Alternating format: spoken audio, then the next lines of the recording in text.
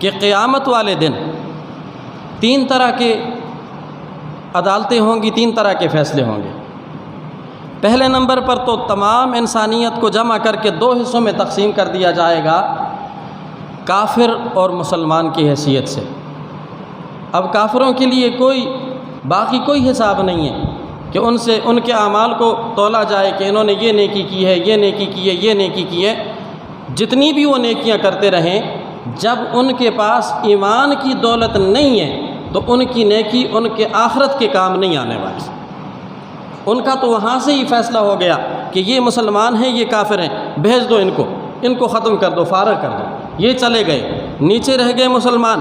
اچھا، یہ تو چرلٹ کافر نہیں ہے، باقی مخلوق رہ گئی ہے۔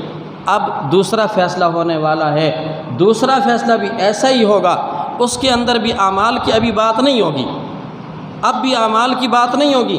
اب سوال یہ ہوگا ان میں سے وہ لوگ الگ ہو جائیں جو شرک کے اندر مبتلا تھے، مشرک تھے، وہ لوگ الگ ہو جائیں۔ جس طرح کافروں کی نیکی کا کوئی فائدہ نہیں ہے، اسی طرح مشرک کی نیکی کا بھی کوئی فائدہ نہیں ہے۔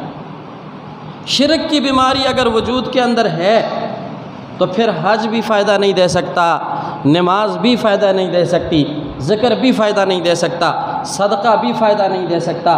یہ بیماری ہی ایسی ہے کہ جس وجود کے اندر یہ بیماری ہو، اللہ کہتے ہیں کہ اس کے تمام اعمال تباہ و برباد ہیں، اس کے بھی اعمال نہیں ہیں۔ اس کے لیے بھی ترازو، فلا نقیم لہم یوم القیامت وزنا، اس کے لیے بھی ترازو نہیں اٹھایا جائے گا۔ وجہ کیا ہے؟ وجہ یہ ہے کہ عمل اس کے پاس ہے ہی نہیں، عمل نہیں ہے تو ترازو کس کے لیے قائم کیا جائے؟ اب دیکھو یہ ابو جہل کو دیکھو، یہ بڑے بڑے جو مکہ کے کافر ہیں ان کو دیکھو، بیت اللہ کس نے تعمیر کیا ہے؟ انہوں نے تعمیر کیا ہے۔ یہ بیت اللہ، اللہ کا جو سب سے بڑا گھر ہے روئے زمین پر، یہ انہوں نے تعمیر کیا۔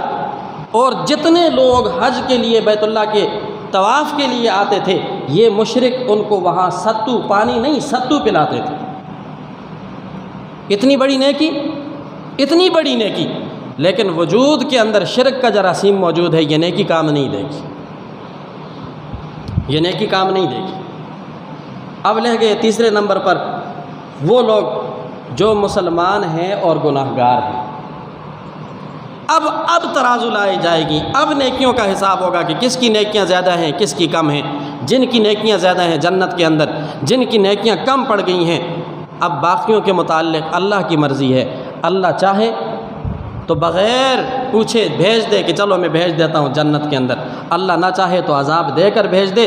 لیکن یہ طے ہے کہ اگر جسم کے اندر کلمہ طیبہ کا یقین پختہ ہے، جسم کے اندر اگر شرک کی بیماری نہیں ہے، باقی اعمال نہیں ہے پاس، لیکن عقیدہ کم سے کم درست ہے، تو یہ بات طے ہے کہ یہ آدمی اللہ چاہے تو پہلے ہی بھیج دیں، نہ چاہے تو سزا دینے کے بعد جنت کے اندر بھیج دیں، لیکن کامیابی اس کی یقینی ہے کہ بالآخر یہ جنت کے اندر ضرور جائے گا، بالآخر یہ جنت کے اندر ضرور جائے گا۔